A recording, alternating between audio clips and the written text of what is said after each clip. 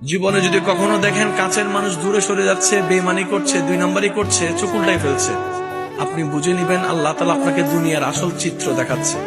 আপনি যেন বুঝতে পারেন আপনার আপন বলতে আল্লাহ ছাড়া, আপনার আপন বলতে আপনার নবী ছাড়া আসলে আর কেউ নাই। অনেক সময় দেখবেন আপনার জীবন চলার পথে অনেক পরিচিত ভালোবাসার প্রিয় মানুষগুলাও কিন্তু একসময় আপনাকে চিনবে না, চোখ উল্টাই ফেলে। বিশেষ করে আপনার যখন দুঃখের কষ্টের সময় যাবে, মনে রাখবেন ভালোবাসার সাথে শ্রদ্ধার সাথে বলে যায়, জীবনের কোন পরিস্থিতিতে যদি এই দৃশ্যটা আপনার সামনে আসে, আপনরাই দূরে সরে যাচ্ছে, মনে রাখবেন আপনার আল্লাহ আপনার উপর দয়া করা শুরু করেছেন। সুবহানাল্লাহ।